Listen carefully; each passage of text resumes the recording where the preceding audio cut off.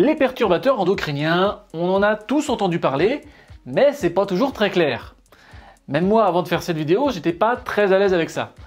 Et je pense que c'est pareil pour la plupart de mes collègues médecins. En creusant le sujet, j'ai compris que c'était encore plus complexe que ce que je pensais. Mais j'ai réussi à mettre les idées au clair sur quelques points. Qui sont ces perturbateurs endocriniens? Quelles maladies ils peuvent donner? Parce que oui, ça rend malade. Et surtout, comment faire pour s'en protéger? Bah voilà, vous avez le programme de la vidéo, c'est parti.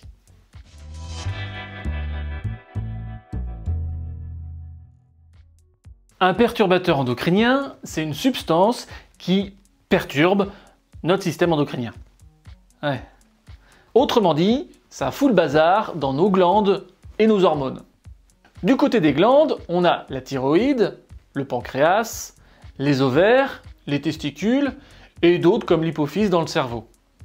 Et ces glandes fabriquent des hormones comme l'insuline, les œstrogènes, la testostérone, etc., etc.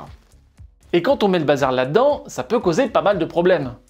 Et encore plus quand le corps est en train de se construire. Donc surtout pendant la grossesse et l'enfance. Je vais pas vous faire les listes de tous ces problèmes parce qu'il y en a beaucoup. Mais globalement, on va dire que ça abîme les organes sexuels, avec un risque de malformation et de problèmes pour avoir des enfants. Ça dérègle aussi le développement du cerveau, avec une augmentation du risque d'autisme et de troubles de l'attention. Ça peut jouer aussi sur le poids, quand ça touche aux hormones comme l'insuline, avec plus de diabète et d'obésité. Et enfin, ça augmente les risques de cancer sensibles aux hormones, comme le cancer du sein, de prostate ou des ovaires. Ça donne pas vraiment envie. Donc on va voir comment éviter ça, mais avant, il faut que je vous explique à quoi ils ressemblent, ces perturbateurs endocriniens. Ils ont des petits noms que vous avez sûrement déjà entendus. Phtalate, bisphénol, parabènes, polybromodiphényléther. Bon, celui-là pas sûr. À la base, ils sont pas là pour nous empoisonner. Ils sont là parce qu'ils servent à faire plein de trucs. Comme avoir des matériaux plus résistants ou plus souples, mieux conserver certains produits, et même éviter des incendies.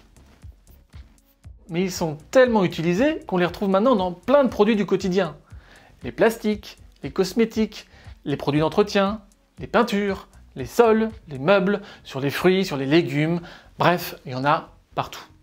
Donc le but n'est pas de vivre sans aucun perturbateur endocrinien, ça c'est pas possible, mais il faut essayer d'en avoir moins dans le corps pour éviter l'effet cocktail. L'effet cocktail, c'est quand vous mettez plusieurs substances ensemble et qu'elles augmentent leur pouvoir toxique. Donc je résume. Il y a des perturbateurs endocriniens partout. Plus il y a de substances différentes dans notre corps, plus c'est le bazar dans nos glandes, plus on risque d'être malade. Donc maintenant, on va voir comment faire pour s'en protéger. Les perturbateurs endocriniens peuvent rentrer dans notre corps de trois manières.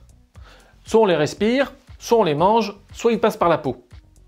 Ceux qu'on respire, ils sont dans les produits pour le ménage, ou dans les peintures, les meubles, les sols.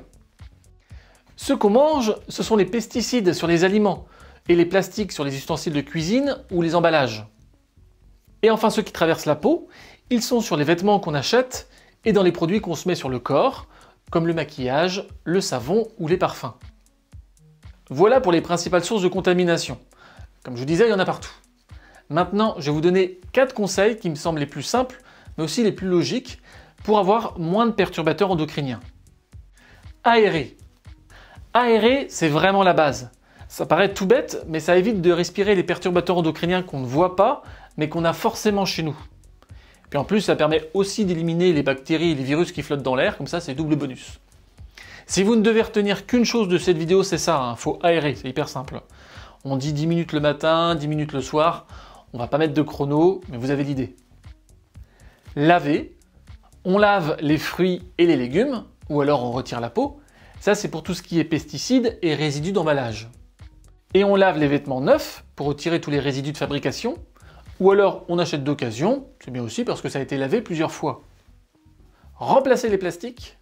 Quand on utilise du plastique, surtout quand on le chauffe, ça libère des perturbateurs endocriniens.